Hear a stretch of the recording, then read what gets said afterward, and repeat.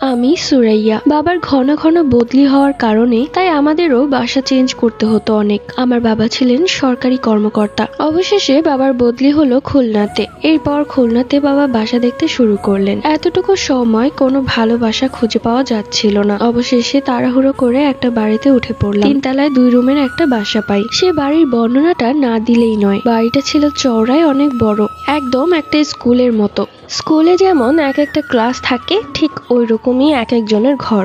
আমাদের ঘরের পাশে ছিল আর একটা ঘর, সেটাও ছিল 2 রুমের। আমরা যখন গিয়েছিলাম তখন সেই রুমটাও খালি ছিল। সেখানকার যে পরিবেশটা, সেই পরিবেশের সাথে আমরা মানিয়ে নিতে পারছিলাম না। বাড়ির নিচতলায় 2টা কল আছে, সেই কল থেকে পানি নিয়ে এসে কাজ করতে হয়। আর এক একটা বাথরুম 3 জন ইউজ করে। আমি তো কোনোভাবেই মানিয়ে নিতে পারছিলাম না, আর আমার মাও পারছিল না, কেননা এরকম পরিবেশের আগে কখনো আসেনি। বাবা হুট করে কি একটা বাসা নিয়েছে। এমনি 3-4 দিন যাওয়ার পর আমাদের পাশের রুম যেটা খালি ছিল সেখানে একটা ছেলে আসে। ছেলেটা উচ্চতায় 6 ফিট হবে এবং দেখতেও অনেক সুন্দর। এবার আমার পরিচয়টা একটু দিচ্ছি। আমার নাম সুরাইয়া। আমি এবার ক্লাস 10-এ উঠেছি। আমরা 2 বোন, আমি বড়, আমার ছোট বোন ক্লাস 3-তে পড়ে। বাবা মা, আমি, আমার ছোট বোন, এই ছোট্ট পরিবার। আমাদের পরিবারে অভাব থাকলেও সুখের কোনো কমতি নেই। তো যাই হোক, একদিন বিকেলবেলা আমি গোসল করে চুল ছেড়ে বারান্দায় দাঁড়িয়েছিলাম। ঠিক তখনই ওই ছেলেটা দরজা খুলে বেরিয়ে আসে এবং আমাকে দেখে। আমিও তাকে দেখে বেশ লজ্জায় পড়ে গেলাম। আমি দৌড়ে আমাদের ঘরে চলে যাই। ছেলেটাও হয়তো লজ্জা পেয়েছে। ছেলেটা তখন আর পেছনে না তাকিয়ে সোজা সিঁড়ি দিয়ে নিচে নেমে গেল। আমি মনে মনে ভাবতে লাগলাম, কি লজ্জার ব্যাপার, ছেলেটার সাথে আমার চোখাচোখি হয়েই গেল। যাই হোক, বাবার এই বদলি হওয়ার কারণে আমার পড়ালেখা অনেক ক্ষতি হয়। বাবার এই বদলি হওয়ার কারণে আমি ক্লাস 5-এ 2 বছর ছিলাম, কেননা পরীক্ষার কিছুদিন আগেই বাবার বদলি হয়ে গিয়েছিল। বাবা অবশ্য চাইতেন যে সে একা একাই থাকবে, যাতে আমার পড়ালেখা কোনো ক্ষতি না হয়, এবং মাসে মাসে সব খরচ পাঠিয়ে দিবে। কিন্তু আমার মা এতে রাজি না। তাদের ভালোবাসার বিয়ে ছিল, যার কারণেই তো মা বাবাকে অনেক সন্দেহ করে, তাই একা ছাড়েন না। যেখানেই বদলি হোক না কেন, আমরাও বাবার সাথে সাথে চলে আসি। আমি এবার এসএসসি পরীক্ষা দিব। আমার মা স্যারদের সাথে কথা বলেছে, পরীক্ষার সময় শুধু আমি এসে পরীক্ষা দিব। কিন্তু এখন তো আমার একজন ভালো টিচার লাগবে, যাতে আমি পরীক্ষার পড়াগুলো তাড়াতাড়ি এগোতে পারি। সকালবেলা বারান্দায় দাঁড়িয়ে নিচে তাকিয়ে রয়েছি। দেখলাম অনেক মানুষের লাইন, সবাই লাইন ধরে পানি নিচ্ছে। এই বাড়িটা মূলত 5 তলা, আর এক এক তালায় 6টা করে ভাড়াটিয়া। পুরোটা বাড়িতে অনেক মানুষ। মাঝে মাঝে ভাবি কোন দিন নাই কলের পানি শেষ হয়ে যায়। এই বলে মনে মনে হাসতে লাগলাম। পেছন থেকে আচমকা সেই ছেলেটি আমাকে বলল, এখানে দাঁড়িয়ে থাকলেই হবে, আপনি যাবেন না পানি আনতে? আমি তখন অবাক দৃষ্টিতে তার দিকে তাকালাম। এরপর সে মুচকি হাসি দিয়ে নিচে নেমে গেল। মনে মনে ভাবলাম, এই ছেলেটা আমাকে কি ভাবে। আমি অপেক্ষা রইলাম ছেলেটাকে উত্তর দেওয়ার জন্য। রাত হয়ে গেল। দেখতে দেখতে বেজে গেল রাত 9টা। আমি তার আশায় পথ চেয়ে রইলাম। কয়েকবার বারান্দায় পায়চারি করে এসেছি, কিন্তু তাকে আর দেখিনি। তার রুমে তালা মারা, সে এখনো আসেনি, না জানি কি কাজ করে। রাত 10টায় মা ছোট বোনকে নিয়ে ঘুমিয়ে পড়েছে। আমি আবারও বারান্দায় এসে দাঁড়িয়ে আছি। হঠাৎ করে মনে হলো কেউ সিঁড়ি দিয়ে উঠছে। আমি তখন বারান্দা থেকে এমন ভাবে নিচে তাকিয়েছিলাম যেন তাকে দেখিয়ে নি আর আমি কিছু জানিই না। কিছুক্ষণ পর সেই ছেলেটা আসলো, এসে তার রুমের তালা খুলছে। ঠিক আমি ওই মুহূর্তে বললাম, সকালে যেন আপনি কি বলেছিলেন আমাকে? সে একটু চমকে উঠলো। এরপর বলল, কি বলেছিলাম আমি? ভুলে গেছেন? আপনি বলেছিলেন এখানে দাঁড়িয়ে থাকলেই হবে, আপনি যাবেন না পানি আনতে? ও হ্যাঁ, মনে পড়েছে, বলেছিলাম। আমাকে দেখে আপনার কি মনে হয়? মনে হয় যে আমি পানি নেওয়া আসার কাজ করি? আপনি এত উত্তেজিত হচ্ছেন কেন? আমি কি ভুল কিছু বলেছি? ওই কল থেকেই তো সবাই পানি নিয়ে আসে এবং কাজ করে। আপনাদের ঘরের কাজগুলো কোন পানি দিয়ে করে? মনে মনে ভাবলাম, ছেলেটা তো ঠিকই বলেছে, আমার এত উত্তেজিত হওয়ার কারণ কি? এরপরেও আমি গলা উঁচু করে বললাম, আমি কোনো যে সেই মেয়ে না যে এখান থেকে পানি নিয়ে এসে কাজ করব। তখন ছেলেটা বলল, আপনি তাহলে মহারানী, এখানে কি করছেন? আপনার রাজ্য কোথায়? ছেলেটার কথাগুলো কেন যেন গায়ে কাটা দিয়ে উঠছিল। মন চাচ্ছিল ছেলেটার গলা টিপ দিয়ে মেরে ফেলি। ছেলেটা তখন আমাকে রাগে ফুঁসতে দেখে হাসলো। এরপর বলল, আচ্ছা মিস, আপনার নাম কি? আমার নাম সুরাইয়া। আর আপনার নাম? আমার নাম আয়াস। মনে মনে ভাবলাম, ছেলেটা দেখতে যতটা সুন্দর তার চেয়ে তো তার নামটা অনেক বেশি সুন্দর। আপনি এখানে একাই থাকেন? আমার সাথে তো আর কাউকে দেখতে পাচ্ছেন না, তাহলে আমি একাই থাকি। আচ্ছা, আপনি কি এভাবেই কথা বলেন? কোন ভাবে? এই যে এমন ঘাড়তারা উত্তর দিয়ে। আমাকে আপনার ঘাড়তারা মনে হয়? যে দেখবে সেই বলবে আপনি একজন ঘাড়তারা। আচ্ছা বাদ দেন, আপনি একা থাকেন কেন? আপনার পরিবারে কি আর কেউ নেই? থাকবে না কেন? অবশ্যই আছে। আমার বাবা আমেরিকায় থাকে।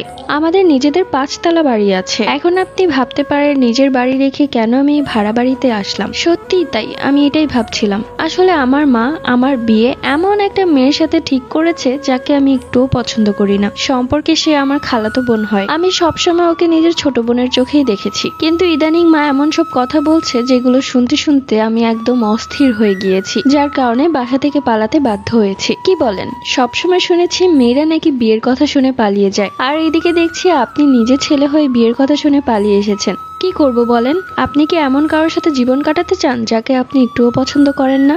একদমই না। তাহলে আমি তো আমার জায়গায় ঠিকই আছি বলেন। সেটা ঠিক। তাই যতদিন পর্যন্ত আমি আমার মনের মতো কাউকে না পাচ্ছি, তাই আমি এইভাবেই লুকিয়ে লুকিয়ে থাকবো। এরই মধ্যে মা চিৎকার করে আমার নাম ধরে ডাকছে। এরপর তাকে বিদায় জানিয়ে আমি সোজা ঘরের দিকে চলে যাই। সারা রাত ছেলেটার কথাই ভাবতে থাকি। ছেলেটা দেখতেও যেমন সুন্দর, তার কথাবার্তাও খুব সুন্দর। সকালবেলা মা পানি আনতে নিচে গিয়েছে। আমি তখন বারান্দায় দাঁড়িয়ে দেখছি মা কি করে। পেছন থেকে ছেলেটি দাঁত ব্রাশ করতে করতে আমাকে বলে, এই পরিবেশটা আপনার ভালো লাগে না তাই না? কিন্তু আমার ভালো লাগে। এর আগে কখনো এরকম পরিবেশ দেখিনি তো। আপনার অবশ্যই এই পরিবেশটা ভালো লাগে, কিন্তু আমার ভালো লাগে না। হঠাৎ হঠাৎ বাবার বদলি হওয়াতে আমাদের অবস্থা নাজেহাল। আপনার কথা শুনে আমি যা ভাবলাম, ইস, আপনার মতো যদি আমিও বাসা ছেড়ে চলে যেতে পারতাম কতই না ভালো হতো। নিজের ইচ্ছে মতো উঠতে পারতাম। তখন সে দাঁত ব্রাশ করতে করতে বলল, তাহলে চলুন আমার সাথে, আপনাকে ঘুরতে নিয়ে যাই। অবশ্য আমার সাথে গেলে কিন্তু আপনি উঠতে পারবেন। আমি তখন অবাক দৃষ্টিতে তার দিকে তাকিয়ে বললাম, না না না না না না, পাগল হয়েছেন? আমার মা বাবা জানলে আমাকে মেরে ফেলবে। আর এমনিতেও আমি এখানকার কিছুই চিনি না। সমস্যা কি? চলেন না আমার সাথে, আমি আপনাকে সবকিছু চিনিয়ে দিব। ছেলেটা এত পরিমাণ জোর করছিল যে আমি বারবার নিষেধ করার পরেও সে জোর করে যাচ্ছিল। ঠিক ওই মুহূর্তে মা চলে আসে। কিরে সুরাইয়া? নিচ থেকে উপরে বারবার তাকিয়ে দেখলাম। একা একা এভাবে বকবক করছিস কেন? একা একা একা একা বকবক করতে যাবো কেন? আমি তো পাশের বাড়ির সেই ছেলেটার সাথে কথা বলছিলাম। কি উল্টোপাল্টা কথা বলছিস? পাশের বাড়ির ছেলে আসলো কোত্থেকে? পাশের বাড়িতে তো তালা মারা, সেখানে তো কেউ নেই। তার মানে তুমি কি বলতে চাচ্ছ এতক্ষণ ধরে আমি একা একাই বকবক করেছি? তা নয় তো কি, আমি তো তোকে একাই দেখলাম। এটা কি করে হতে পারে? আমি সাথে সাথে আমাদের পাশের ঘরের দিকে তাকালাম, দেখলাম তালা মারা। মায়ের কথা বিশ্বাস হচ্ছে না। এই বাড়ির 3 তলায় বাড়িওয়ালা থাকে। বাড়িওয়ালাকে জিজ্ঞেস করলেই বলে দিবে পাশের বাড়িতে যে সেই ছেলেটা থাকে। মাকে বললাম, তুমি ঘরে যাও, আমি আসছি। কোথায় যাচ্ছিস? আরে মা, তুমি যাও তো, আমি এক্ষুনি আসছি। এই বলে আমি দৌড়ে গেলাম সিঁড়ির দিকে। ঠিক ওই মুহূর্তে দেখলাম ওপরের সিঁড়ি থেকে কেউ একজন নামছে। আমি হতভাগ হয়ে তাকিয়ে আছি। সেই ছেলেটা। কোথায় যাচ্ছেন? আপনি এখানে আসলেন কি করে? আমি একটু ছাদে গিয়েছিলাম। ছাদে? কিন্তু এবারে ছাদ তো তালা মারা থাকে সব সময়। আর আপনি কখন ছাদে গেলে? আপনাকে তো যেতে একটা বারও দেখলাম না। আরে, আপনার মা যখন এসেছিল সেই মুহূর্তে আমি পালিয়ে ছাদে চলে গিয়েছি। কিন্তু আমার মা যে বললো আমি একা একাই নাকি বকবক করছিলাম। আপনাকে দেখেনি কেন আমার মা? কারণ আমি বারান্দার এই পাশটায় দাঁড়িয়েছিলাম, আর নিচ থেকে এই পাশটা দেখা যায় না, তাই হয়তো আপনার মা আমাকে দেখেনি। যাই হোক, আপনি ঘর তালা মারলেন কখন? দেখলাম না তো। ওই তো আপনি আপনার মায়ের সাথে যখন কথা বলছিলেন ঠিক তখনই আমি তালা মেরে উপরে চলে গিয়েছিলাম। ছেলেটার কথাগুলো কেমন যেন ঘটকা লাগছে। কি বলছে কিছুই বুঝতে পারছি না। ছেলেটার সাথে আর কোনো কথা না বলে আমি যাচ্ছি বাড়িওয়ালার কাছে। কেননা মা আমার মনের ভেতর সন্দেহ ঢুকিয়ে দিয়েছে। বাড়িওয়ালাকে জিজ্ঞেস না করা পর্যন্ত আমার শান্তি হবে না। আমাদের পাশের রুমটা সত্যি কি খালি, নাকি জেগে জেগে স্বপ্ন দেখছি আমি? বাড়িওয়ালির বাড়িতে যাব ঠিক ওই মুহূর্তে আবারও সেই ছেলেটি আমাকে আটকে দিয়ে বলল, কোথায় যাচ্ছেন? একটা কাজ আছে, সেখানে যাচ্ছি। কি কাজ জানতে পারি? তেমন কিছু না, ঘর ভাড়া দিতে যাচ্ছিলাম। ঘর ভাড়া দিতে যাচ্ছেন? অযথা মিথ্যে কথা কেন বলছেন? আপনার হাতে তো একটা টাকাও দেখছি না। সেই ছেলেটার সাথে কথায় না পেরে আমাকে বাসায় চলে আসতে হলো, কিন্তু আমি শান্তি পাচ্ছি না। মা, সত্যি করে বলো তো, তুমি কি আমাকে একাই দেখেছিলে কথা বলতে? হ্যাঁ, তোকে তো একাই দেখেছিলাম। কয়বার বলবো এক কথা? কেন যেন বিশ্বাস হচ্ছে না আমার। তুমি কি আমার সাথে যাবে? কোথায় যেতে বলছিস? বাড়িওয়ালার কাছে। বাড়িওয়ালার কাছে গিয়ে কি করব? তোমার সামনে বাড়িওয়ালাকে জিজ্ঞেস করব আমাদের পাশের রুমটা খালি নাকি কাউকে ভাড়া দিয়েছে। তুই কি পাগল হয়ে গিয়েছিস? আমার কথা বিশ্বাস হচ্ছে না? বিশ্বাস করো মা, সত্যি বলছি, আমার সবকিছুই খটকা লাগছে। কেননা কিছুক্ষণ আগেও সেই ছেলেটার সাথে আমার কথা হয়েছে। সুরাইয়া, তুই তো আগে এরকম ছিলি না। কি উল্টাপাল্টা কথা বলছিস? তোর কি মায়ের কথা বিশ্বাস হচ্ছে না? এরপর মা হাত ধরে সেই ছেলেটার ঘরের সামনে নিয়ে গেল।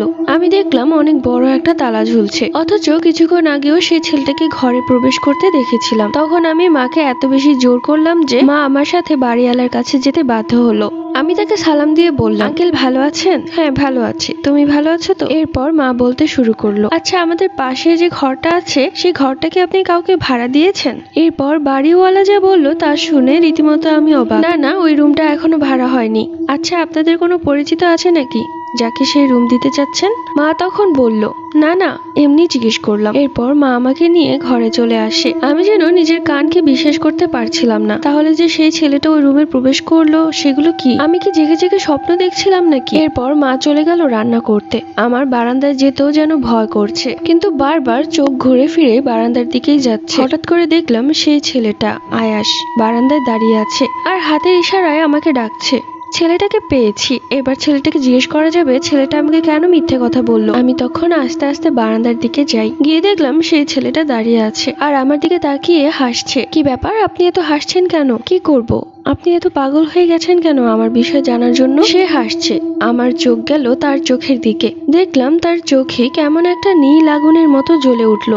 আমি ভয় পেয়ে কিছুটা দেয়ালে বাড়ি খেলাম। মুহূর্তের মাঝে তার চোখটা আবারও স্বাভাবিক হয়ে গেল এবং সে বলল, কি হয়েছে, ঠিক আছেন আপনি? আমার যেন পুরো গা কাঁপছে ভয়ে। সে আর যাই হোক, মানুষ না। মনে মনে ভাবতে লাগলাম এখন আমি কেন অজ্ঞান হয়ে পড়ছি না। কিছুক্ষণ বাদে মা ওই রুম থেকে এই রুমে এসে দেখে আমি নেই। বারান্দার দিকে তাকিয়ে দেখে আমি একাই দাঁড়িয়ে আছি আর ভয়ে কাঁপছি। মা তখন আমার কাছে এসে বলে, কিরে সুরাইয়া, তুই এখানে আবারও কেন এসেছিস আর ভয়ে এভাবে কাঁপছিস কেন?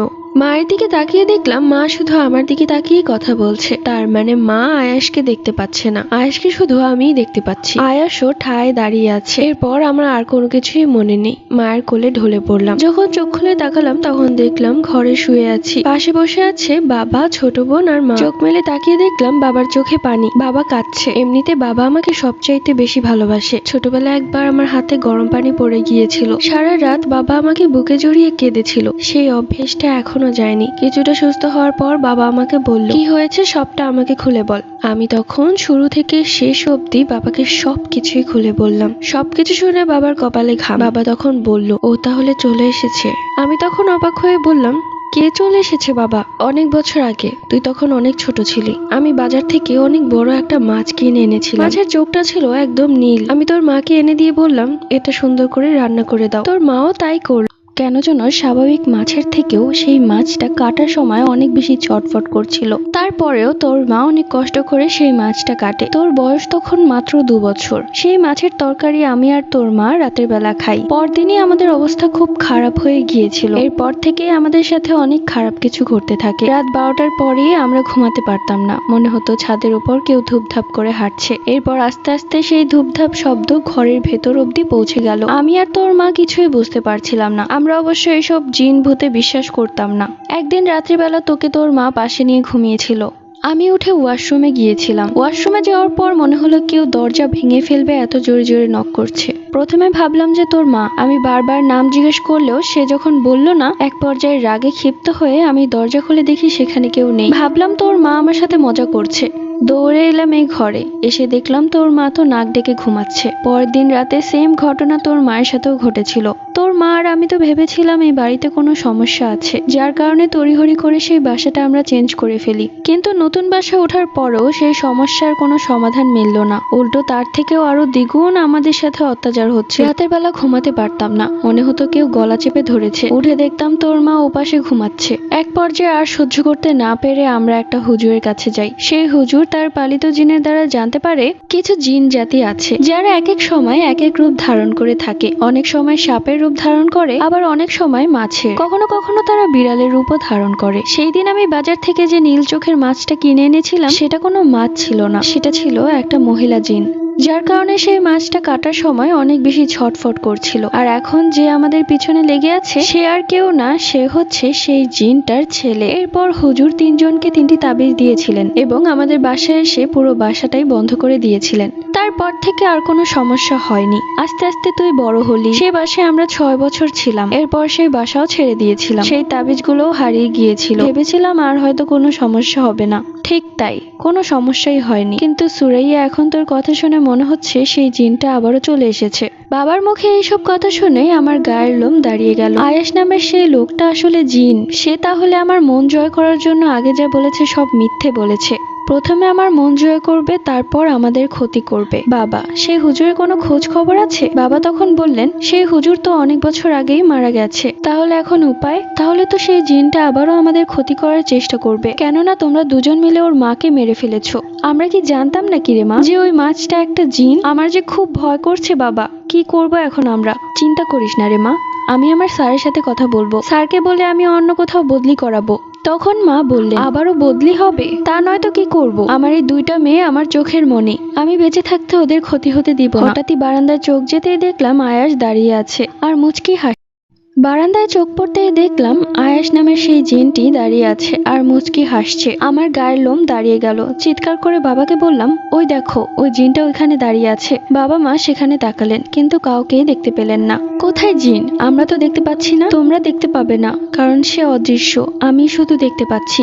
ভয় পাস না মা, দোয়া পড়তে থাক। রাত্রিবেলা শুয়ে আছি, কারো চোখেই ঘুম নেই, মনের মধ্যে ভয়। বাবা মায়ের মনে সেই পুরনো ভয়, এখন শুধু ভয় আমাদের দু বোনকে নিয়ে। হঠাৎই মনে হলো ঘরের ভেতর কেউ হাঁটা চলা করছে। আমি উঠে বসলাম, দেখলাম দুজোড়া নীল চোখ, যে চোখে আগুন জ্বলছে।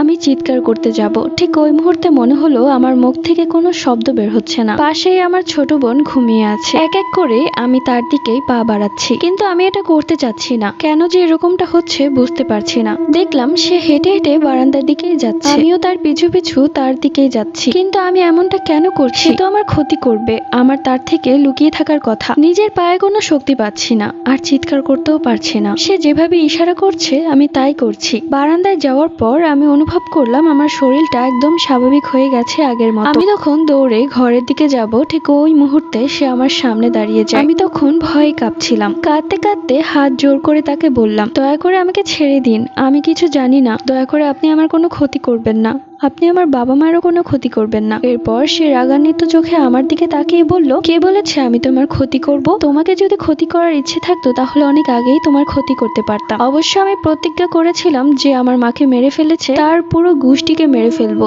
ছোট থাকতে তোমাকে দেখেছিলাম, ঠিক তখনই আমি তোমাকে মারতে চেয়েছিলাম, কিন্তু মারতে পারিনি। তোমার গায়ে তাবিজ ছিল, এখন তুমি বড় হয়ে গিয়েছো আর তোমার সাথে কোনো তাবিজও নেই, তাই আমি চাইলেই পারতাম তোমাকে মেরে ফেলতে। কিন্তু ভয় পেও না, আমি তোমাকে মারবো না, কারণ তোমাকে আমার মনে ধরেছে, অনেক পছন্দ করে ফেলেছি তোমাকে। কিন্তু ভেবো না, আমার মাকে যারা মেরেছে তাদেরকে আমি ছেড়ে দিব। তোমার বাবা মাকে তো আমি মেরেই ফেলবো, কিন্তু তোমাকে মারবো না। আমি তখন হাত জোর করে কাঁদতে কাঁদতে বললাম, দয়া করে আমার বাবা মায়ের কোনো ক্ষতি করবেন না। আমার বাবা মা না বুঝে এই কাজটা করে। তারা কি জানতো একটা মা জিন রূপে এসেছে? যদি জানতো কখনো এই কাজটা করতো না। আপনারা তো জিন জাতি, আপনারা সবকিছুই বুঝতে পারেন, কিন্তু একটা মানুষ মাছ রূপের জিনকে কিভাবে বুঝবে সে একজন জিন? এত কিছু বুঝি না। আমি আমার মায়ের হত্যাকারীদের শাস্তি দিব, এটাই আমার শেষ কথা। তোমার মা বাবাকে মেরে তোমাকে তুলে নিয়ে যাবো। এরপর সে অদৃশ্য হয়ে গেল। আশেপাশে তাকিয়েও আর তাকে খুঁজে পেলাম না। এরপর বাবা মাকে সবকিছু খুলে বললাম। বাবা মা তো ভয়ে কাঁপছে, অনেক বড় ভুল করে ফেলেছি, এর কোনো নিস্তার নেই। আমাদের যত তাড়াতাড়ি সম্ভব একটা ভালো হুজুরের সন্ধান করতে হবে, হাতে সময় খুব কম। সুরাইয়ার বাবা, আপনি কিছু একটা করেন। বাবা তখন বলল, চিন্তা করো না, কাল সকালে একজন ভালো হুজুরের কাছে আমি যাব। পরদিন সকালবেলা নাস্তা খেয়ে বাবা চলে গেলেন। 2 ঘন্টা পর বাবার নাম্বার থেকে কল আসলো। কলটা ধরতে ওপাশ থেকে বলল, তাড়াতাড়ি আসুন, অ্যাক্সিডেন্ট হয়েছে। মা, আমি আর আমার ছোট বোন পাগলের মতো দৌড়ে গেলাম হাসপাতালে। গিয়ে দেখলাম বাবার হাতে, পায়ে এবং মাথায় ব্যান্ডেজ করা। বাবার এমন অবস্থা ছিল যে কথাও বলতে পারছিল না। ডাক্তার বললেন তার সাথে এখন কথা বলবেন না, সে খুব অসুস্থ। আমি তখন মাকে জড়িয়ে ধরে কাঁদতে লাগলাম। কিছুক্ষণ পর একজন নার্স এসে আমাকে বলল, ডাক্তার কিছু মেডিসিন লিখে দিয়েছে, আপনাকে একটু নিয়ে যেতে হবে। আমার সেই দিকে হুঁশ নেই, আমি কাঁদছিলাম। তখন নার্সটা বলল, আমার সাথে আসতে হবে আপনাকে। এরপর নার্সের সাথে আমি গেলাম ওষুধ আনার জন্য। হাঁটতে হাঁটতে নার্সকে দেখলাম 4 তলার দিকে যাচ্ছে। আমিও নার্সের পিছু পিছু গেলাম। এরপর নার্স একটা অন্ধকার রুমের ভেতর ঢুকলো, আমিও তার পিছু পিছু ঢুকলাম। এরপর যখন আমার হুঁশ ফিরলো আমি তাকে বললাম, এ কি, কোথায় নিয়ে এসেছেন আমাকে? এটা তো কোনো ফার্মেসি না। হাসতে হাসতে সে আয়াসের রূপ ধারণ করলো। আমি তখন ভয়ে এক চিৎকার দিলাম। সাথে সাথে সে বলল, এখানে চিৎকার করে কোনো লাভ হবে না। কেমন লাগছে তোমাদের মা মেয়ের? তোমার বাবার এই অবস্থা আমিই করেছি। এই বলে জোরে জোরে হাসতে লাগলো। আমি তখন ভয় না পেয়ে রাগান্বিত কণ্ঠে বললাম, আপনি কি নিজেকে বীর পুরুষ ভাবছেন? আপনি আসলে একজন কাপুরুষ, তাই কাপুরুষের মতো আমাদের ক্ষতি করছেন। শুনে রাখুন, আমার বাবার যদি কিছু হয় আমি আপনাকে ছাড়বো না। এই বলে আমি সেখান থেকে বেরিয়ে আসি। আমার চলে যাওয়ার পথে এক দৃষ্টিতে তাকিয়ে আছে আয়াস। দৌড়ে এলাম বাবার কাছে, দেখলাম বাবা কথা বলছে। এই অবস্থায় কিছুক্ষণ আগে ঘটা ঘটনাগুলো বাবাকে বললে বাবা আরো বেশি ভয় পেয়ে যেতে পারে, তাই বিষয়টা গোপন রাখলাম। বাবার কাছে মা আছে, মা আমাকে বলল বাসায় যা, আলমারির ডয়ারের ভেতর একটা বই আছে, সেই বইয়ের নিচে টাকা আছে, গিয়ে নিয়ে আয়। এরপর আমি বাসায় চলে যাই। বাসায় গিয়ে ড্রয়ার খুলে আমি টাকাগুলো বের করছিলাম, ঠিক ওই মুহূর্তে আয়াস ঘরের ভেতর চলে এসেছে। আয়াস তখন বলল, কোনো কিছু করে লাভ হবে না, তোমার বাবাকে তো মেরেই ফেলবো, তোমার বাবাকে মারার পর তোমার মাকে মারবো, এরপর আমার প্রতিশোধের আগুন নিভবে। আমি ওর কথা কোনো পাত্তা দিলাম না, টাকাগুলো নিয়ে হাসপাতালের উদ্দেশ্যে যাচ্ছি। পেছন থেকে ও বারবার বলছে, অযথা কষ্ট করছো, বেশি না, আর মাত্র 12 ঘন্টা পরই আমি তোমার বাবাকে মেরে ফেলবো, অনেক কষ্ট দিয়ে মারবো, আমার মাকে কেটে খেয়ে ফেলেছিল তাই না, সব প্রতিশোধ আমি নিব। এই বলে জোরে জোরে হাসতে লাগলো। আমি দোয়া পড়তে লাগলাম মনে মনে। কিছুক্ষণের মাঝে হাসপাতালে পৌঁছে গেলাম। মা কাঁদছেন। কি হয়েছে মা, কাঁদছো কেন? দেখ না তোর বাবা কেমন করছে, বাবা কেমন যেন ভয় পাচ্ছে কাউকে দেখে। পেছনে তাকিয়ে দেখলাম আয়েশ দাঁড়িয়ে আছে, তার মানে ও এখন আমার বাবাকেও দেখা দিচ্ছে। আমি মাকে বললাম, তুমি এখানে থাকো, আমি আসছি। কোথায় যাচ্ছিস? দরকার আছে। রাস্তায় বেরিয়ে পড়লাম ভালো একটা কবিরাজের খোঁজে, কিন্তু কোথায় পাবো আমি ভালো কবিরাজ? হন্য হয়ে খুঁজছি, কোনো পোস্টার কোনো কিছুই পাচ্ছি না। আয়েশ তখন হাসতে হাসতে বলল, কি খুঁজছো? ভালো কবিরাজের খোঁজ? পাবে না, আর কোনো কবিরাজও আমার কিছুই করতে পারবে না, তুমি অযথা কষ্ট করছো। রাত ভর আমি পাগলের মতো কবিরাজের খোঁজ চালালাম, কিন্তু কাউকেই পেলাম না। অনেক মানুষকেও জিজ্ঞেস করেছি, মানুষ ভেবেছে আমি পাগল। ব্যর্থ হয়ে সন্ধ্যার দিকে হসপিটালে ফিরলাম, গিয়ে দেখলাম মা কাঁদছে। কি হয়েছে মা, তুমি কাঁদছো কেন? আমার মনে হচ্ছে তোর বাবা আমাদেরকে ছেড়ে চলে যাবে। এগুলো বলো না মা, আমার খুব কষ্ট হচ্ছে। মা দয়া করে তুমি এসব কথা বলো না, দেখ না তোর বাবার জ্ঞানই ফিরছে না, বারবার ডাক্তার এসে দেখে যাচ্ছে, বারবার বলছে রোগীকে অন্য কোথাও শিফট করেন। এক পর্যায়ে আমি আর সইতে না পেরে কান্না করে দিলাম। রাত তখন 11:55। আমি, আমার ছোট বোন এবং মা বাবার কাছে বসে আছি। বাবার কোনো সেন্স নেই, ডাক্তারও কোনো নিশ্চয়তা দিতে পারেনি। ঘড়িতে 1-2 মিনিট করে সময় কাটছে। হঠাৎ করেই বাবা চোখ মেলে আমার দিকে তাকালো। আমি মাকে বললাম, বাবার জ্ঞান ফিরেছে দেখো। তখন 11:59। বাবা আমার দিকে তাকিয়ে চোখের পানি ফেললেন এবং মুহূর্তের মাঝে মৃত্যুর কোলে ঢলে পড়লেন।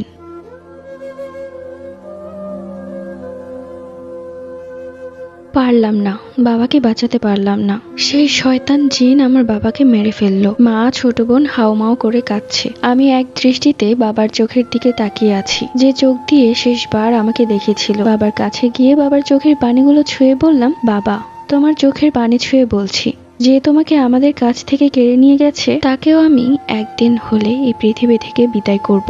বাবার লাশ নিয়ে চলে গেলাম আমাদের গ্রামের বাড়ি। জোহরের ওয়াক্তে বাবাকে মাটি দেওয়া হলো। সবাই বলতে লাগলেন, আহারে কি ভালো মানুষটা মারা গেল, ভালো মানুষ বেশি দিন বাঁচে না। কাউকে বলতে পারছিলাম না আমার বাবা এমনি এমনি যায়নি, আমার বাবাকে মেরে ফেলা হয়েছে। এরপর মা, আমি, আমার ছোট বোন দাদির বাড়িতে চলে আসি। আমার মায়ের মাথায় আকাশ ভেঙে পড়েছিল। আমার মা বাবার ভালোবাসার বিয়ে ছিল। আমার মা বাবাকে যথেষ্ট পরিমাণ ভালোবাসে, কিন্তু বাবা আজ নেই। রাতের বেলা মা বাবার কবরের পাশে শুয়ে কাঁদেন। আমি মায়ের কাছে গিয়ে বললাম, মা আমরা কি এখানেই থাকবো? আজকে আমি দেখেছি চাচা দাদির সাথে খুব খারাপ ব্যবহার করছিল, দাদিকে বারবার বলছিল আমাদের যেন তাড়িয়ে দেয়। মা তারপরও কিছু বলে না। পরদিন সকালবেলা আমার চাচি নতুন কাহিনী শুরু করলো। দাদির সাথে অনেক খারাপ ব্যবহার শুরু করেছে। আপনার ছেলে মারা গেছে আজকে 1 সপ্তাহ হয়ে গেল, প্রত্যেক দিন এত এত রান্না আমি করতে পারবো না, কতগুলো বাজার করতে হয় জানেন আপনি? এভাবে খেলে তো রাজার সম্পদও শেষ হয়ে যাবে। আগে কিন্তু আমাদের এত খরচ হতো না, এখন অনেক খরচ হয়ে যাচ্ছে। দাদি বিষয়টা বুঝলেন, কিন্তু কিছুই বললেন না। কি বা বলবেন, ও নিজেই তাদের ঘাড়ে বোঝা। তার উপর আমাদের হয়ে কোনো কথা বললে তাকেও যদি আমাদের সাথে বের করে দেয়, তাই দাদি মুখ বুজে সব সহ্য করেন, আড়ালে আমাদের জন্য কাঁদেন। মা তখন বলল, কি বলতে চাও সোমা? আমরা এসেছি তাই খাবার অনেক টান পড়ে যাচ্ছে তোমাদের? চিন্তা করো না, আমরা বসে বসে খাবো না, আমি কাজ করব। তখন আমার চাচি ঠেলা মেরে বলে, কাজ করবেন তো করেন, তাই এখানে বসে কাজ করার কি আছে? আপনারা যেখানে থাকতেন সেখানে গিয়ে কাজ করে থাকেন। মা তখন উঁচু গলায় বললেন, কেন? এই বাড়িতে আমার স্বামীরও অংশ আছে, তোমার স্বামীর যেমন অংশ আছে ঠিক আমার স্বামীরও অংশ আছে। এই কথা শুনতেই চাচা দৌড়ে এলেন। কি বললেন আপনি? কিসের অংশ? এই বাড়ি যখন তুলছিলাম তখন এই সব টাকা আমিই দিছি। যান কবরে গিয়ে জিগানকা আপনার জামাই 1 টাকাও দিছে। তখন দাদি বললেন, মুখ সামলায় কথা বল, ও তোর বড় ভাইয়ের বউ। কিসের বড় ভাইয়ের বউ? ভাইটা মরল 1 সপ্তাহ হয়নি, তার উপরে জোর খাটানো শুরু করে দিয়েছো। তুমি কি ভেবেছো দেশে আইন কানুন কিছু নেই, তুমি জোর করে একজনের অংশ নিয়ে নিবে? এত সহজ? তখন চাচা তেড়ে এলেন। কি বললেন আপনি? মুখ সামলায় কথা বলেন। এই পুরো জায়গায় আমার, এক কানা করিও আপনি পাবেন না। আপনার ভাগ্য ভালো যে 2 মেয়েকে নিয়ে আমার ঘাড়ে বসে 7 দিন খেয়েছেন। এক্ষুনি 2 মেয়েকে নিয়ে বের হয়ে যান আমার বাসা থেকে, নয়তো ঘাড় ধাক্কা দিয়ে বের করে দিব। আমার মা তখন বলল, তুমি কে যে আমাকে ধাক্কা দিয়ে বের করে দিবে? এখানে আমার স্বামীরও অংশ আছে, আমি গ্রামের সবাইকে ডেকে আনবো, যারে ইচ্ছা তাকে ডেকে নিয়ে আসেন, কিন্তু এখানে আপনি কোনো অংশই পাবেন না। এই বাড়ি আমি টাকা দিয়ে তুলছি, তাই পুরোটা অংশই আমার। এক পর্যায়ে মা আর কোনো কথা না বাড়িয়ে আমাকে এবং আমার ছোট বোনকে নিয়ে বেরিয়ে যায়। বেরিয়ে যাওয়ার সময় দৌড়ে এলেন দাদি। কি গো বৌমা, তুমি কোথায় যাচ্ছ? মেয়ে দুইটাকে নিয়ে পথে ঘাটে ঘুরবে নাকি? তুমি আমার ঘরে বসো, দেখি ও কি করে তোমাকে এই বাড়ি থেকে বের করে। আমার শুধু একটা ছেলে না, 2টা ছেলে, তাই আমিও চাই এই বাড়ির অংশ তুমিও পাও। দাদির ঘরে গিয়ে বসলাম। ছোট্ট একটা টিনের ঘর। এই ঘরে দাদি কিভাবে থাকেন দেখে মনে হচ্ছে এখনই ভেঙে পড়ে যাবে, অথচ চাচা এবং চাচি কত বড় বাড়ি তুলেছে, আর দাদিকে দিয়েছে এই ভাঙ্গা ঘর।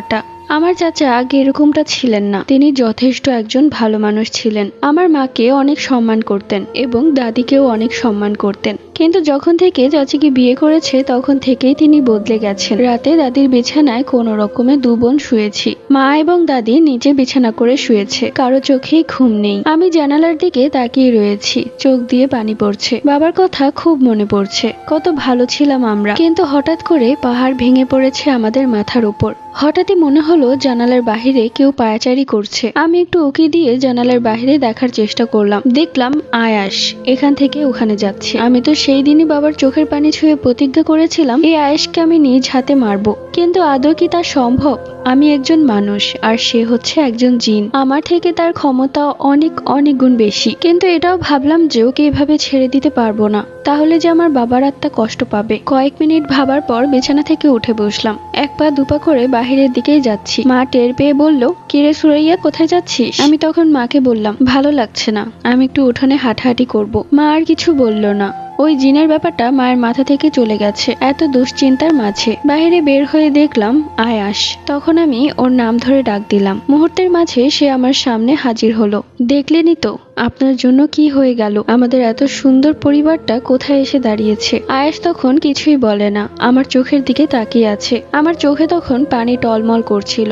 রাগে ক্ষিপ্ত হয়ে আমি তার দিকেই তাকিয়েছিলাম। মুহূর্তের মাঝে তার চোখে নীল আগুন জ্বলে উঠল। এরপর সে গায়েব হয়ে গেল। মুহূর্তেই তাকে মনে মনে ডেকেছিলাম, কিন্তু সে আর আসেনি। ঘরে চলে আসলাম। শুয়ে শুয়ে ভাবছি, ও বলেছিল বাবাকে মারার পর মাকে মেরে ফেলবে, কিন্তু মাকে আমি হারাতে চাই না। পরদিন সকালবেলা। সকাল থেকে চাচা চাচি চিৎকার চেঁচামেচি। চাচি বারবার হাড়ি ছুঁড়ে মারছে মেঝেতে। এই অশান্তির সংসার আমার আর ভাল লাগে না। 1 বস্তা চাল সব শেষ হয়ে গেছে। কতগুলো আপদ এই সংসারে ঢুকিয়েছো, এই জন্য চালগুলো এত তাড়াতাড়ি শেষ হয়ে গেছে। আমি এত কিছু বুঝি না। তুমি এখন বাজারে গিয়ে 1 বস্তা চাল কিনে নিয়ে আসো। এই চালগুলো আমার বাপের বাড়ি থেকে পাঠিয়েছিল। এত তাড়াতাড়ি চাল শেষ হয়ে গেল, এখন কি আমি আবারও তাদের থেকে চাল চাইবো? আরে একটু শান্ত হও না, এত চিৎকার চেঁচামেচি করছো কেন? এইবার তুমি তোমার বাপের বাড়ি থেকে নিয়ে আসো, আমি পরের বার নিয়ে আসবো। তুমি পেয়েছোটা কি? আমার বাপের বাড়িতে যদি ধান ক্ষেত না থাকতো তাহলে কি করতে? তাহলে একটা না একটা ব্যবস্থা করতাম। তোমাকে বলে দিচ্ছি, তাড়াতাড়ি ওই আপদগুলোকে বের করো, নয়তো সবকিছু খেয়ে ফেলবে। তোমার ভাইকে তো আগেই খেয়ে ফেলেছে, এখন তোমার দিকে না নজর যায়। ঠিক ওই মুহূর্তে মা আর সহ্য করতে না পেরে দৌড়ে গিয়ে আমার চাচির গালে ঠাস করে একটি থাপ্পড় বসিয়ে দেয়। আমার চাচা হা হয়ে তাকিয়ে আছে। এরপর চাচিও তেড়ে এলেন আমার মাকে মারার জন্য। আমি দৌড়ে গেলাম, চাচিকে থামানোর চেষ্টা করলাম, কিন্তু থামছে না। চাচি পারছে না এখনই আমার মাকে মেরে ফেলতে। আমি তখন মাকে বুঝিয়ে ঘরে নিয়ে আসি। এইরকমটা প্রত্যেক দিনই ঝামেলা হতো। আমাদের খাবারের খরচও হচ্ছিল না। বাবার শেষ জমানো টাকাগুলোই মা নিয়ে এসেছিল, সেগুলোকে ছিঁড়ে ছিঁড়ে খাচ্ছি, কিন্তু এভাবে খেলে তো সবকিছুই শেষ হয়ে যাবে। আমার মা তখন ঠিক করলেন সে কাজ করবে। এরই মধ্যে আমার পড়ালেখাও বন্ধ হয়ে গেছে, মনে হয় না আর পড়ালেখা করতে পারবো। তো যাই হোক, দাদি অনেক বলে কয়ে চেয়ারম্যানের বাড়িতে মাকে কাজে লাগিয়ে দেয়। মা সেই বাড়ির কাজের লোক হিসেবে কাজ করতো। মাসে সামান্য কয়টা টাকা দিত, তাতেই আমাদের সংসার চলে যেত। এরই মধ্যে দাদির ওষুধের খরচও ছিল। বলাই চলে আমাদের সংসারটা বেশ টানাটানির মধ্যে যাচ্ছিল। আর এই কয়দিনের মধ্যে আয়াস কিন্তু একটিবারও আমার সামনে আসেনি। আমিও ভেবেছিলাম যে যেহেতু আমার বাবাকে মেরে ফেলেছে তাই ওর প্রতিশোধও শেষ, ও এখন আর আমাদের কোনো ক্ষতি করবে না। একদিন রাত 8টার দিকে আমি চাপ কলে পানি আনতে গিয়েছিলাম। পানি আনার সময় হঠাৎ করে পেছনে ঘুরে দেখলাম আয়াস দাঁড়িয়ে আছে। ওকে দেখে আমি কিছুটা ভয় পেয়ে গেলাম। আপনি আবার কেন এসেছেন? তোমাকে কি বলেছিলাম সুরাইয়া, তোমার বাবা মাকে না মারা পর্যন্ত আমি শান্তি পাবো না। তোমার বাবাকে মেরেছি, কিন্তু এখনো তোমার মা দিব্যি ঘুরে বেড়াচ্ছে। তোমার মা তো আমার মাকে খেয়েছিল, তাই না? তাহলে আমি কি করে তোমার মাকে ছেড়ে দিব? অনেকদিন আগেই মেরে ফেলতাম, কিন্তু তখন মারলে হয়তো তোমাদের দুই বোনের অনেক কষ্ট হয়ে যেত। কিন্তু এখন তোমাদের মাথার উপর ছাদ আছে, তোমার দাদি আছে তোমাদের দেখাশোনা করার মতো। আমি তখন আমার হাত থেকে পানির কলসি ফেলে দিয়ে পায়ে লুটিয়ে পড়লাম। কেঁদে কেঁদে আকুতি মিনতি করে বললাম, দয়া করে আপনি আমার মাকে মারবেন না, বাবাকে মেরে ফেলেছেন। তারপরে আমরা দুই বোন এই মাকে আঁকড়ে ধরে বেঁচে আছি। এখন যদি মাকেও মেরে ফেলেন তাহলে আমাদের কি হবে? তখন আয়াস বলল, তোমার মায়ের জন্য তোমার খুব কষ্ট হচ্ছে, তাই না? আর তোমার মা বাবা মিলে যখন আমার মাকে মেরে ফেলেছিল তখন আমার কেমন লেগেছে? আমি তখন কাঁদতে কাঁদতে বললাম, আপনার পায়ে পড়ছি, আমার মাকে মাফ করে দিন। আমার মা বাবা জানতো না যে মাছ রূপে আপনার মা আছে, তাহলে তারা কখনোই এই কাজ করতো না। তখন সেই জিনটা বলল, ঠিক আছে, তোমার মাকে মারবো না, তাহলে আমি তোমার ছোট বোনকেই মেরে ফেলি। আমি অবাক দৃষ্টিতে তার দিকে তাকিয়ে রইলাম। আমি তখন একটা দীর্ঘশ্বাস ফেলে বললাম, আপনি আমাকে মেরে ফেলুন। তখন আয়াস হাসতে হাসতে বলল, তোমাকে মারবো না, তোমাকে আমি পছন্দ করি। আমি তখন থুতু ফেলে বললাম, এটা কেমন পছন্দ? আপনি যদি সত্যি আমাকে পছন্দ করেন তাহলে আমাকে কেন এত কষ্ট দিচ্ছেন? তখন সে হাসতে হাসতে বলল, তুমি চিন্তা করো না, তোমার মাকে মেরে ফেলার পর কেউ তোমার ক্ষতি করতে পারবে না। আমি সবসময় তোমাকে চোখে চোখে রাখবো। আমি আর কোনো কিছু না বলে সেখান থেকে বাসায় চলে আসি। রাগের শরীর কাঁপছে, সেই সাথে খুব কান্না পাচ্ছে। রাতভর ভাবলাম, এইভাবে হয় না। বাবা মারা যাওয়ার আগে যদি কবিরাজের পরামর্শে কোনো ভালো তাবিজ নিয়ে রাখতাম তাহলে এই জিন আমাদের কোনো ক্ষতি করতে পারতো না। তাই ও আমার মায়ের কোনো ক্ষতি করার আগেই আমাদের ভালো একটা কবিরাজের কাছে যেতে হবে। পরদিন সকালবেলা আমাদের গ্রামেরই পরিচিত একটা হুজুর, তার নাম হাসান হুজুর, তিনি এই নিয়ে অনেক জিন ভূতের ব্যাপারে মানুষকে সাহায্য করেছেন। তার কাছে গেলে এই সমস্যা থেকে কোনো না কোনো ভাবে মুক্তি পাওয়া যাবে। এইভাবে আর হয় না, প্রত্যেক দিন হুমকি। পরের দিন সকালবেলা মা ভাত রান্না করছিলেন। আমি মায়ের কাছে গিয়ে মাকে জড়িয়ে ধরে বললাম, আমাদের আজকের এই অবস্থার কারণ যে আমি তার ব্যবস্থা করতে যাচ্ছি। তোমাকে যদি কেউ ক্ষতি করার চেষ্টা করে তাহলে যত জোরে সম্ভব দোয়া পড়বে। আমি যাচ্ছি। এরপর আমি হুজুর বাড়ির উদ্দেশ্যে হাঁটা দিই। হাঁটার সময় বারবার মনে হচ্ছিল পেছন থেকে কেউ আমাকে আটকানোর চেষ্টা করছে, কিন্তু আমি শুনিনি, পেছনে ঘুরে একবারও তাকাইনি। অবশেষে হুজুরের বাড়িতে পৌঁছে গেলাম। এরপর আস্তে আস্তে হুজুরকে সবকিছু খুলে বললাম। সব শুনে হুজুর ঠিক করলেন এখনই আমাদের বাড়িতে আসবেন। এরপর হুজুরকে নিয়ে বাড়ির পথেই হাঁটা ধরেছি। দূর থেকেই আমাদের পরিচিত এক লোক দৌড়ে এলেন আমার কাছে। সুরাইয়া, তুই এখানে? তোর মায়ের অবস্থা খুব খারাপ। কথাটা শোনা মাত্রই মনে হলো আমার কলিজাটা কেউ চাপ দিয়ে ধরেছে। আমি দৌড় দিলাম বাড়ির উদ্দেশ্যে। দৌড়ে গিয়ে দেখলাম বাড়িতে কান্নাকাটি। দৌড়ে গেলাম দাদির ঘরে। আমার পেছন পেছন হুজুরও চলে এসেছে। ঘরে গিয়ে দেখলাম মা বিছানায় শুয়ে আছে। পাশে বসে কাঁদছে আমার ছোট বোন এবং দাদি। চাচা চাচি বাহিরেই পায়াচারি করছে। আমি তখন মায়ের কাছে গিয়ে বসলাম। মায়ের চোখ বন্ধ, নিঃশ্বাস বন্ধ, চোখের নিচে নীল হয়ে গেছে। দেখে মনে হচ্ছে খুব ভয় পেয়েছিল। আমি মায়ের বুকে মাথা রাখলাম। কোনো প্রকার হার্টবিটের শব্দ শোনা গেল না।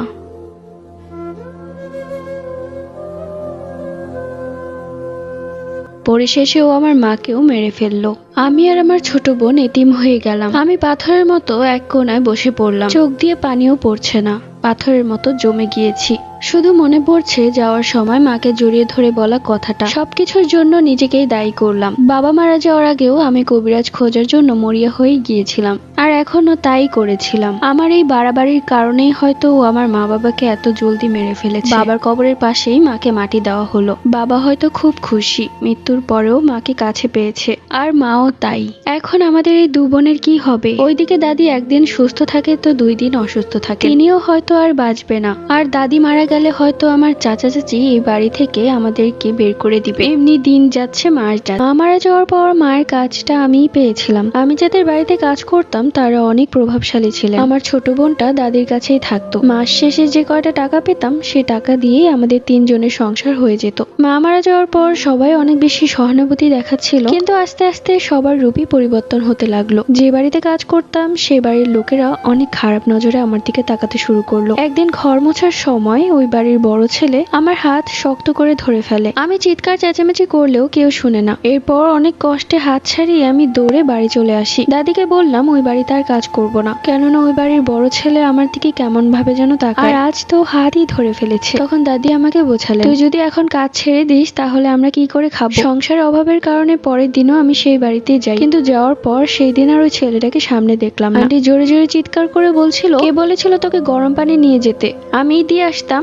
এখন ওই হাতটা পুড়িয়ে কি করেছিস, অনেকখানি পুড়ে গিয়েছে, ঠোসা পড়ে যাবে। শুনে মনে মনে শান্তি পেলাম। এরকম ফালতু লোকদের এটাই হওয়ার দরকার ছিল। এরই মাঝে আমার চাচা অনেক বেশি বাড়াবাড়ি শুরু করে দিলেন। তিনি আমাকে তার নিজের পয়সা বিয়ে দিয়ে এ বাড়ি থেকে বিদায় করবেন, তার পরিবর্তে এ বাড়ির পুরো অংশ সে নিবে। তখন আমি দাদিকে বললাম, আমি বিয়ে করলে আমার ছোট বোনটাকে কে দেখবে, ওর যে আমি ছাড়া আর কেউ নেই। তখন দাদি আমাকে বোঝালেন, দেখ একটা সময় এসে মেয়েদেরকে বিয়ে করতেই হয়, তোর বাবা মা কেউ নেই, আমি মারা গেলে তখন তোকে কে বিয়ে দিবে, তুই কি ভাবিস তোর চাচি কোনো ভালো ছেলের হাতে তোকে তুলে দিবে। এক পর্যায়ে আমি বিয়ের জন্য রাজি হলাম, কিন্তু শর্ত হলো তোমার কিছু হয়ে গেলে আমার ছোট বোনকে আমি আমার শ্বশুর বাড়িতে নিয়ে রাখবো এবং সেখানেই ওর বিয়ে দিব, এবং তোমাদের খাবার দাবারের দায়িত্ব আমার হবু স্বামীকে নিতে হবে। এতে যদি কেউ রাজি হয় তাহলে আমি চোখ বন্ধ করে বিয়ে করে ফেলবো। কিছুদিন পর থেকেই বাড়িতে ঘটকের আগমন। সব ঘটকই আমার দাদির পরিচিত। পরিশেষে আমার জন্য একটা বিয়ের প্রস্তাব আসলো। লোকটার বয়স একটু বেশি, কিন্তু আমি যা যা শর্ত বলেছি সে সব শর্ত মানতে রাজি, এবং সে এক কাপড়ে আমাকে নিয়ে যাবে, কোনো টাকা পয়সা যৌতুক কোনো কিছুই লাগবে না। আমিও সেই লোকটাকে না দেখে রাজি হয়ে গেলাম। হুজুরের মাধ্যমে লোকটার সাথে আমার বিয়ে হয়ে গেল। সেই লোকটা ছিলেন অনেক ধনী। বিয়ের পর বাসর ঘরে বসে আছি, কিছুক্ষণ পর সে আসলো। এই বাসরাত নিয়েও আমার মনে কোনো অনুভূতি ছিল না, কেননা আমি অনেক আগে জিন্দা লাশ হয়ে গিয়েছি। লোকটা ঘরে এসে আমার পাশে বসলো। আমি তখন জানালা দিয়ে বাহিরের দিকেই তাকিয়ে আছি। সামান্য একটা কাশি দেওয়াতে আমি চমকে উঠলাম। সে তখন বলল, ভয় পেয়েছো? কণ্ঠটা বেশ পরিচিত, মনে হচ্ছে এই কণ্ঠটা আমি আগেও শুনেছি। তার দিকে তাকালাম, চেহারাতে বয়স্কের ছাপ। তিনি একগাল হাসি দিয়ে বললেন, ভয় পেয়েছো? নিজের কানকে বিশ্বাস করতে পারছি না, এটা আয়েশের কণ্ঠ। ও এভাবেই আমার সাথে কথা বলতো। আমি ভয় পেয়ে কিছুটা দূরে সরে গেলাম। তখনও জোরে জোরে হাসতে হাসতে বলল, কি ভেবেছিলে আমার থেকে পার পেয়ে যাবে? আমি তখন ভয়ের তো দৃষ্টিতে তার দিকেই তাকিয়ে আছি। আমি তখন আমতা আমতা করে বললাম, কে আপনি?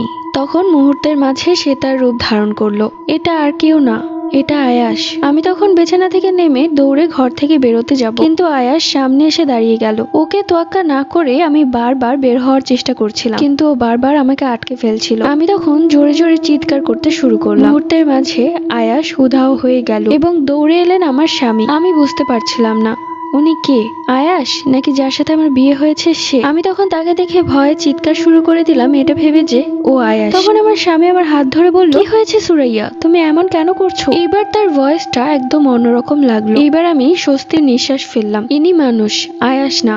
মুহূর্তের মাঝে সে এক ভয়ঙ্কর হাসি দিয়ে বলল, তুমি ভুল ভাবছো সুরাইয়া, আমি আয়াস। এই বলে জোরে জোরে হাসতে লাগলো। আমি চিৎকার শুরু করলাম, এইগুলো কি হচ্ছে আমার সাথে? কে আসল কে নকল কিছুই বুঝতে পারছি না। চিৎকার করতে করতে এক পর্যায়ে আমি অজ্ঞান হয়ে গেলাম। যখন চোখ খুলে তাকালাম তখন দেখলাম আমার পাশে আমার হবু স্বামী এবং শ্বশুর বাড়ির আরো মানুষজন বসে আছে, আমার মাথায় পানি ঢালছে। আমাকে চোখ খুলে তাকাতে দেখে আমার স্বামী বলল, কি হয়েছে সুরাইয়া, তুমি ঠিক আছো তো? ওভাবে চিৎকার করছিলে কেন? যখন দৌড়ে এলাম তখন দেখলাম তুমি মাটিতে পড়ে আছো। কি হয়েছে খুলে বলো তো, কিছু দেখেছো? ভয় পেয়েছো নাকি? তখন আমার ননদ ব্যঙ্গ করে বলল, ভাবি মনে হয় ভূত দেখেছে। আমার স্বামী তখন এক ধমক দিয়ে বলল, একদম চুপ, নিজের ঘরে যাও।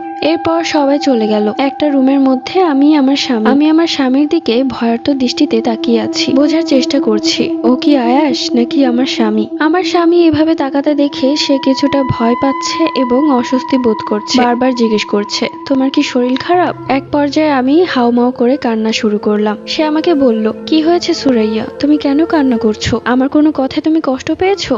এরপর শুরু থেকে শেষ অবধি আমি সবকিছু তাকে খুলে বললাম, এবং সবগুলো কথা বলার সময় আমার চোখের পানিগুলো টপ টপ করে মাটিতে পড়ছিল। আমার কথাগুলো সে মনোযোগ সহকারে শুনলো এবং দেখলাম তার চোখেও পানি টলমল করছে। মুহূর্তের মাঝে তার চোখের মণিগুলো নীল আগুনের মতো জ্বলতে শুরু করলো। আমি আসলে বুঝতে পারছিলাম না আমার সাথে কি হচ্ছে। আমি তখন সেখান থেকে উঠে দৌড়াতে যাব, ঠিক ওই মুহূর্তে আয়াস আমার হাত ধরে বলল, আমাকে মাফ করে দাও সুরাইয়া, আমি তোমাকে অনেক কষ্ট দিয়ে ফেলেছি। আমি সত্যি অনুতপ্ত, তোমার জীবনটা আমি বরবাদ করে দিয়েছি, দয়া করে আমাকে মাফ করে দাও। আমি তখন কোনো কথাই বলতে পারছিলাম না, ভয়ে আমার ঠোঁট কাঁপছিল আর চোখের পানি পড়ছিল। ওইদিকে আয়াস বারবার মাফ চেয়ে যাচ্ছে, কথাগুলো কানে বাজছে। এরপর আমি আবারও চোখ বন্ধ করে অজ্ঞান হয়ে যাই। চোখ খুলে তাকিয়ে দেখলাম সকাল হয়ে গেছে। ঘুম থেকে উঠে দেখলাম সকাল হয়ে গেছে এবং আমার পাশেই শুয়ে আছে আমার স্বামী। হঠাৎ করে আমি ভয় পেয়ে গেলাম। কেননা সে ঘুমিয়েছিল, চোখ বন্ধ ছিল, কিন্তু কেমন যেন একটা ভয়ঙ্কর হাসি দিয়ে আছে।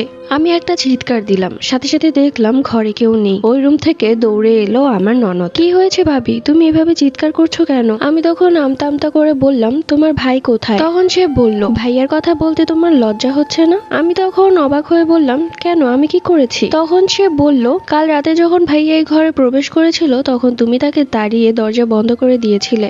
কি আজব ব্যাপার, সে কখন ঘরে আসলো আর কখন আমি তাকে তাড়িয়ে দিলাম? তখন আমি বললাম, তোমার ভাইয়া কোথায়? ভাইয়ার মন খুব খারাপ ছিল, যার কারণে ভোরে উঠে ভাইয়া কোথায় যেন চলে গেছে। কোথায় গেছে কিছু বলে যায়নি?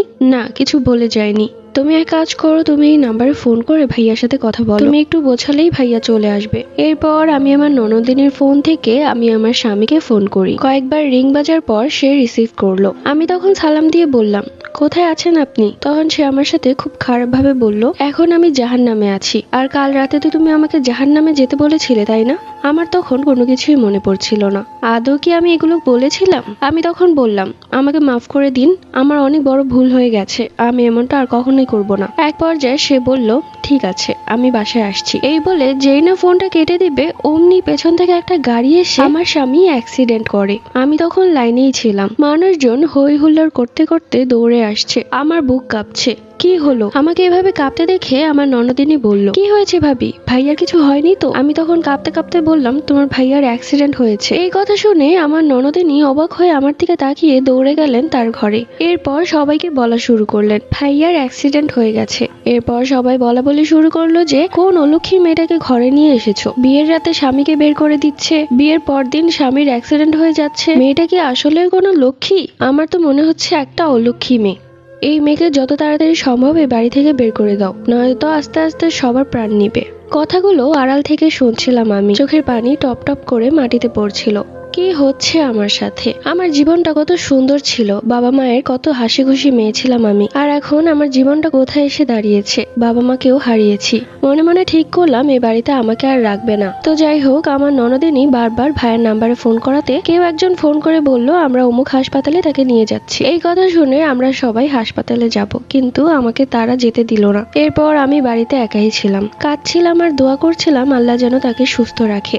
মুহূর্তের মাঝে আমি অনুভব করলাম আমার পেছনে কেউ এসে দাঁড়িয়েছে। পেছনে ঘুরে দেখলাম বিছানার উপর আয়াস বসে আছে। তখন সে হাসতে হাসতে বলল, কেমন লাগছে তোমার? বুঝতে আর বাকি রইল না যে এই সবকিছু আয়াস করিয়েছে। আমি তখন তাকে বললাম, আপনি এগুলো কেন করছেন? প্রথমে আমার বাবাকে কেড়ে নিয়েছেন, তারপর মাকে, এখন আমার স্বামীকেও। তখন আয়াস হাসতে হাসতে বলল, তোমাকে তো আমি আগেই বলেছিলাম আমি তোমাকে পছন্দ করি, তারপরেও তুমি অন্য কাউকে কি করে বিয়ে করলে? তখন আমি বললাম, কি করে সম্ভব?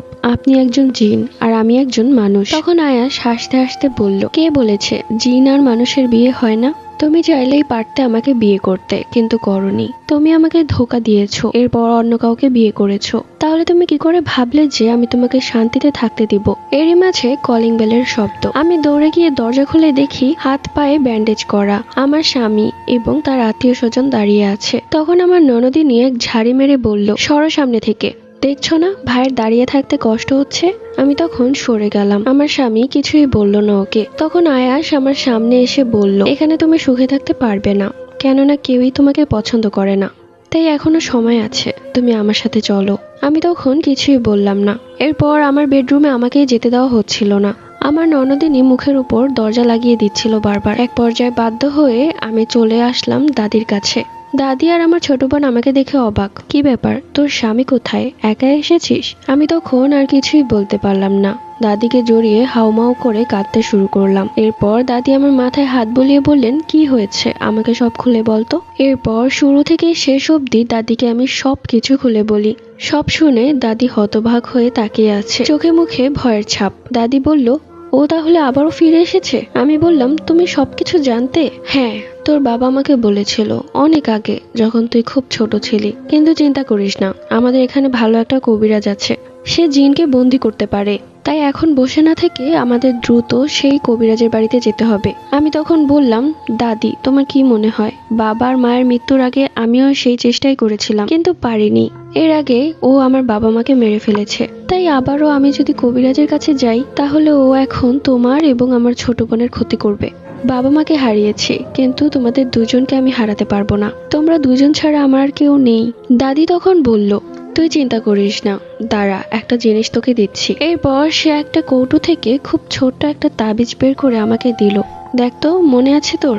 এটা তোরই তাবিজ। ছোটবেলায় একবার এই বাড়িতে এসে এটা ভুলে ফেলে রেখে গিয়েছিলি। এরপর সেই তাবিজটা আমি খুব যত্নে রেখে দিয়েছিলাম, কিন্তু ভাবতে পারিনি সেই তাবিজটা আজ কাজে লাগবে।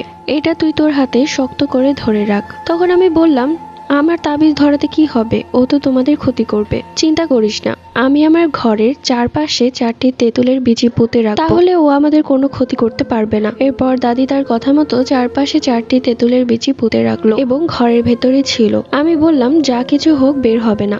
আমি আর সময় নষ্ট না করে তাড়াতাড়ি বের হয়ে গেলাম দাদির ঠিকানা মতো সেই কবিরাজের বাড়িতে। কবিরাজের বাড়ি যাওয়ার পথে আয়াস বারবার পিছু ডাকছিল, বারবার বলছিল, তুমি যেও না, দুর্ঘটনা ঘটবে। আমি তো জানি দাদি আর আমার ছোট বোন ভালোই আছে, ও শুধু শুধু আমাকে ভয় দেখাচ্ছে। অনেক হয়েছে, অনেক সহ্য করেছি, আর না। পেছন থেকে আয়াস বারবার বলছে, সুরাইয়া, আমাকে রাগিও না, কাজটা মোটেও ঠিক হচ্ছে না, বাড়ি ফিরে যাও, নয়তো এবার তুমি তোমার দাদি আর বোনকেও হারাবে। আমি তখন বললাম, যা পারিস কর। তখন আয়াস অনেক বেশি রেগে গেল আর বলল, তোমার এত বড় সাহস, তুমি আমাকে তুই করে বললে? ঠিক আছে, প্রস্তুত থেকো, তুমি তোমার জীবনের সবচেয়ে বড় সম্পদ হারাতে যাচ্ছ। এরপর সে উধাও হয়ে গেল। মনে মনে ভাবতে লাগলাম, আমার বড় সম্পদ মা বাবাকে তো নিয়েই গেছে, এইবার ও নিশ্চয়ই আমার দাদি আর ছোট বোনের কথাই বলছিল, কিন্তু ওদের কোনো ক্ষতি করতে পারবে না, সব ব্যবস্থা করে এসেছি। দৌড়াতে দৌড়াতে কোনো রকমে কবিরাজের বাড়ি পৌঁছালাম। কবিরাজের বাড়িতে পৌঁছানোর আগেই বৃদ্ধ একটা লোক বেরিয়ে এসে বলল, কাকে খুঁজছিস? কবিরাজকে? আমি সেই কবিরাজ, বল কি হয়েছে? মনে মনে ভাবলাম, ভালোই হয়েছে, তাকে পেয়ে গেলাম। আমি তখন বললাম, তাড়াতাড়ি চলেন আমার সাথে, এখানে বলা যাবে না। তখন সে বলল, ঠিক আছে, তুই সামনে যা, আমি পেছন পেছন আসছি। আমি সামনে সামনে হাঁটতে লাগলাম আর কবিরাজ পেছন পেছন আসছে, কমপক্ষে আমার থেকে 10 হাত দূরে। তো যাই হোক, মনের মধ্যে কেমন যেন খটকা লাগলো। আমি তো কবিরাজের বাড়িতে ঢুকতেও পারলাম না, আর সে কি করে জানলো আমি তার কাছে এসেছি? এটা আয়াস না তো? সে আমার থেকেও 10 হাত দূরে দূরে হাঁটছে। আয়াসও কিছুক্ষণ আগে আমার থেকে অনেক দূরে দাঁড়িয়ে কথা বলেছিল, তাহলে এটা আয়াস না তো? পেছনে তাকিয়ে দেখলাম কবিরাজ দাঁড়িয়ে আছে, আমার দিকে তাকিয়ে মুচকি হাসছে। মুহূর্তের মাঝে তার চোখে নীল আগুন জ্বলে উঠলো। বুঝতে আর বাকি রইল না এটা আয়াস। তার মানে এতক্ষণ যাবৎ কবিরাজের রূপ নিয়ে ও আমার সাথে ছিল। আমি তখন ক্ষেতের মাঝে 3 রাস্তার মোড়ে দাঁড়িয়ে আছি। এক সাইডেই রাখা আছে কিছু ধান আর একটা কাস্তে। ধান কাটার ছুরিকেই কাস্তে বলা হয়, হয়তোবা কেউ এখানে রেখে গেছে। আমি তখন আর কোনো কিছুই ভাবতে পারলাম না, মাথায় যা কাজ করছিল তাই করছিলাম। আমি তখন আয়াসকে বোঝানোর চেষ্টা করলাম, আয়াস, আপনি এটা, তাই না? তখন মুহূর্তের মাঝে কবিরাজ তার রূপ ধারণ করে আয়াসের রূপ নিল। হ্যাঁ, ঠিক বলেছ, আমি আয়াস। আপনি কি সেই আয়াস যে আমাকে পছন্দ করত, ভালোবাসতো? মুহূর্তের মাঝে আয়াসের মুখটা মলিন হয়ে গেল। তখন আয়াস গম্ভীর কণ্ঠে বলল, তুমি ভালো করেই জানো আমি তোমাকে কতটা পছন্দ করি, তারপরেও তুমি আমাকে ধোঁকা দিয়েছো আরেকজনকে বিয়ে করে, তাহলে আমি তোমাকে কি করে ছেড়ে দিব? আমি তখন একটা দীর্ঘশ্বাস ফেলে বললাম, অনেক চেষ্টা করেছি আপনার থেকে আমার মা বাবাকে বাঁচানোর, কিন্তু পারিনি। এখন আমার বোন আর দাদি ছাড়া আমার কেউ নেই। আমি জানি সুযোগ পেলে আপনি আমার বোন আর দাদিকেও মেরে ফেলবেন। অনেক চেষ্টা করেছিলাম আপনার থেকে মুক্তি পেতে, কিন্তু জানি আর কখনোই পাবো না। তাই আমি আমার হার মেনে নিয়েছি, আমি আপনারই হব। আপনি আমাকে যেমন পছন্দ করেন, আমিও আপনাকে পছন্দ করতে চাই। আপনি আমাকে যেমন ভালোবাসেন, আমিও আপনাকে ভালোবাসতে চাই। আমার মুখে এই সমস্ত কথা শুনে আয়াসের চোখে পানি টলমল করছে। সত্যি বলছো তুমি? সত্যি তুমি আমাকে পছন্দ করতে চাও, ভালোবাসতে চাও? হ্যাঁ, অনেক ভেবে দেখেছি আপনার থেকে কোনোদিনও আমি মুক্তি পাবো না, তাই এভাবে বাজার থেকে আমি ঠিক করেছি আমি আপনার সাথেই বাঁচবো, আপনার সাথেই নিঃশ্বাস নিতে চাই। তাই আপনি আমাকে আর ফিরিয়ে দিবেন না, আপন করে নিন। এই কথা শুনে খুশিতে আয়াসের চোখ জল করছে। কি সত্যি বলছো? তুমি সত্যি আমার হবে? হ্যাঁ, আপনার হব। আমার কি করতে হবে বলেন, যেটা করলে আমি আপনার হয়ে যাব? ঠিক আছে, তুমি প্রথমে তোমার হাতে থাকা সেই তাবিজটি ফেলে দাও, তাহলে আমি তোমার ভেতরে প্রবেশ করতে পারবো। এরপর তোমাকে আমার থেকে কেউ আলাদা করতে পারবে না, কেউ না। আচ্ছা, কখনো যদি আমার মৃত্যু হয়, তাহলে কি আপনিও মারা যাবেন? হ্যাঁ, কারণ আজকের পর থেকে আমি তোমার ভেতরেই বাস করব। বললাম তো, আমার থেকে তোমাকে কেউ আলাদা করতে পারবে না, কেউ না। তুমি সারা জীবন আমার হয়ে থাকবে সুরাইয়া। শুনেছি আপনারা তো অনেক বছর বাঁচেন, কিন্তু আমি তো মানুষ, আমি এত বছর বাঁচতে পারবো না। তাই আমি যদি মারা যাই, তাহলে আপনি তো মুক্ত হয়ে যাবেন, তাই না? না, আমি মুক্ত হব না, তোমার সাথে আমিও মারা যাব। ঠিক আছে, আমাকে কথা দিন, আমার ভেতরে প্রবেশ করার পর আপনি আমার দাদি আর ছোট বোনের কোনো ক্ষতি করবেন না। কথা দিচ্ছি সুরাইয়া, কোনো দিনও ক্ষতি করব না, বরং তোমাদের কেউ ক্ষতি করতে পারবে না। তুমি এখন তোমার হাতের তাবিজটি ফেলে দাও, তাহলে আমি তোমার ভেতরে প্রবেশ করতে পারবো। তাড়াতাড়ি করো সুরাইয়া, আমার যে আর তর্স হয়েছে না। এরপর তাবিজটি আমার সামনেই হাত থেকে ফেলে দেই এবং মুহূর্তের মাঝে আয়াস আমার ভেতর প্রবেশ করে। আয়াস যখন আমার ভেতরে প্রবেশ করে তখন আমার পুরো দুনিয়াটাই অন্ধকার হয়ে গিয়েছিল। শরীরে কত জোরে একটা ধাক্কা অনুভব করলাম, কিন্তু আমি ঠায় দাঁড়িয়ে আছি। আয়াস তখন আমার ভেতরে প্রবেশ করার পর বলল, আহ শান্তি। সুরাইয়া, আমি তোমাকে অনেক ভালোবাসি, কখনো ছেড়ে যাব না, কখনো কেউ তোমার থেকে আমাকে আলাদা করতে পারবে না। আমি ঠিক সেই মুহূর্তে তাবিজটি আবারও হাতে শক্ত করে বেঁধে ফেলি। আয়াস চিৎকার করতে করতে বলে, এটা তুমি কি করলে সুরাইয়া? তাবিজটি ফেলে দাও, আমার নিঃশ্বাস নিতে খুব কষ্ট হচ্ছে। আমারও ঠিক ওই মুহূর্তে শরীরটা দুমড়ে মুচড়ে একাকার হয়ে যাচ্ছিল, তারপরেও আমি তাবিজটা শক্ত করে বেঁধে রেখেছি। আয়াস জিন তখন চিৎকার করে বলতে লাগলো, সুরাইয়া তুমি আমাকে আবারও ধোকা দিলে, এবার আমি আর তোমাকে কোনোদিনও মাফ করব না। একবার বেরোতে পারলেই সবার আগে তোমার জীবন নিব। আমি তখন বুক ভরা কষ্ট নিয়ে হাসতে হাসতে বললাম, তুই আমার কি জীবন নিবি? বাবার চোখের পানি ছুঁয়ে প্রতিজ্ঞা করেছিলাম, তোর জীবন না নেওয়া অব্দি আমি শান্তি পাবো না। তুই আমার বাবাকে মেরেছিস, মাকেও মেরেছিস, তাহলে কি করে ভাবলি আমি তোকে ছেড়ে দিব? এই বলে সেই ধান কাটার ছুরি মানে কাস্তে নিজের পেটে ঢুকিয়ে দিলাম। সাথে সাথে আয়াস চিৎকার করতে লাগলো। আমারও খুব কষ্ট হচ্ছিল, তারপরেও অনেক শান্তি পাচ্ছিলাম। অবশেষে আমি আমার বাবা মায়ের মৃত্যুর প্রতিশোধ নিতে পেরেছি। জানি আমিও মারা যাব, কিন্তু আয়াসকেও মারবো। আমার দাদি আর আমার ছোট বোনকে আল্লাহ দেখবে। আমার ভেতরেই আয়েশের মৃত্যু হয়। কিছুক্ষণ বাদে আমার রুহটাও বেরিয়ে যায়। পুরো গল্পটা লিখে পাঠিয়েছে মৌ ইসলাম।